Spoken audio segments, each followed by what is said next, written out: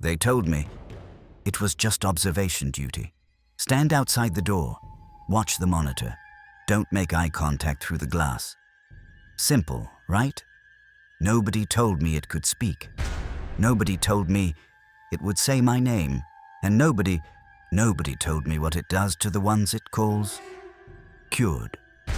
My name is D9341, and I am the only person who has ever been alone with SCP-049 and walked out alive. This is what happened. The Foundation doesn't care who you are. Before you walk through their doors, I mean. Criminal, scientist, soldier. Doesn't matter. Once you're inside, you're a number. I was D9341. Before that, I had a name, a life, a mistake, a pretty bad one, that landed me on death row. The Foundation gave me a choice. Serve them or face execution. I chose them. First 3 weeks were fine, honestly. Cleaning duty, food delivery to the lower cells. Nothing I couldn't handle. Then one morning, a guard handed me a tablet. One assignment on it. Sector 19. Sub-level 4. Observation post outside cell 049-A. I asked the guard, what was in that cell?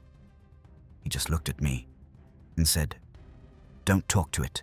Don't look at it longer than 3 seconds. And whatever it tells you, don't believe it. That was it. That was my entire briefing.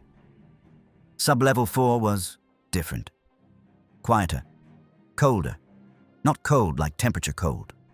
Cold like something is wrong and your body knows it before your brain does. The hallway to cell 049-A was long. Concrete walls, flickering lights.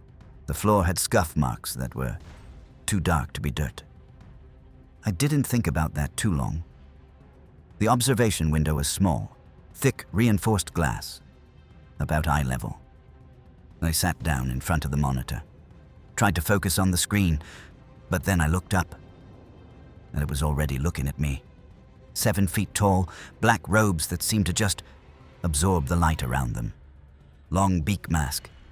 Ancient looking, real, not a costume, hands folded in front, perfectly still, like it had been waiting.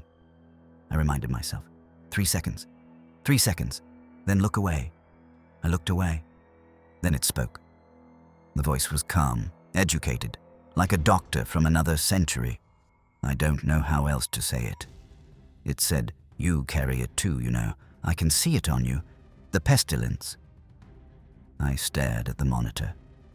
I didn't say anything. It spoke again. I don't say this to frighten you. I say this because I am the only one here who is being honest with you. My hands were shaking. I focused on the screen. 3 more hours, I told myself. Just 3 more hours. The next 2 hours were the longest of my life. 049 never stopped talking. Not loudly, though. Never aggressive.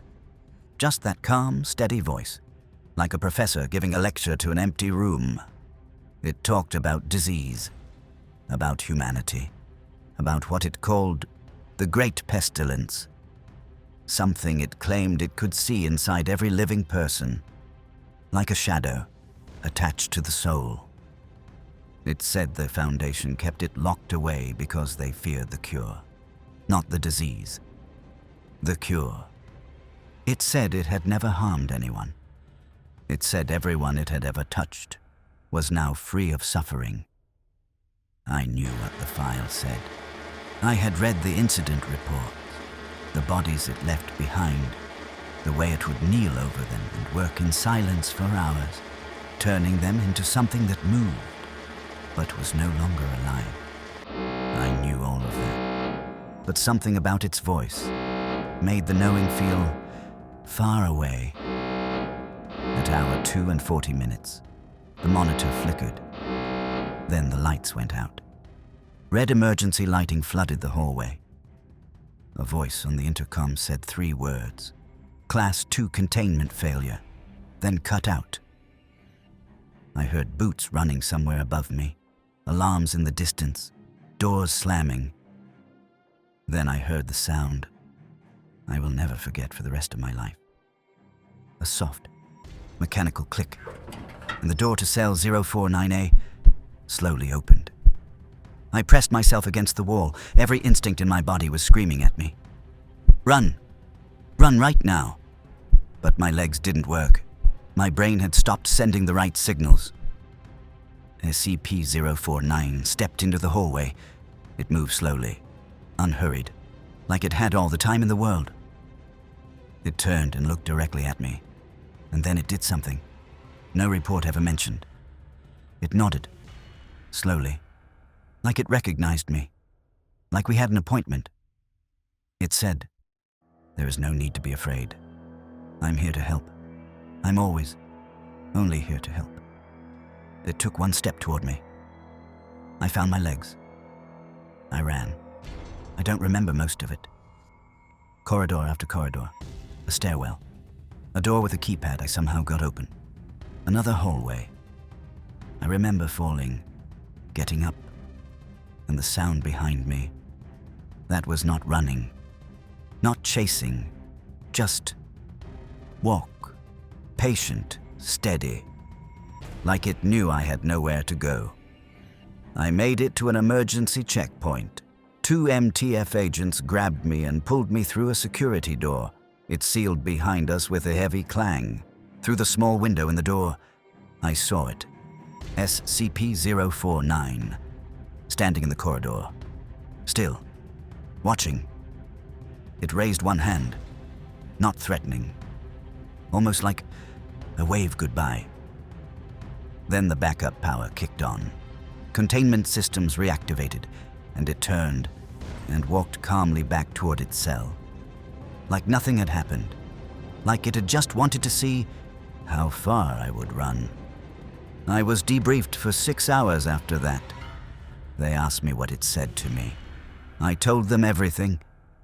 One of the senior researchers wrote something down, closed his folder, and said, "You're lucky.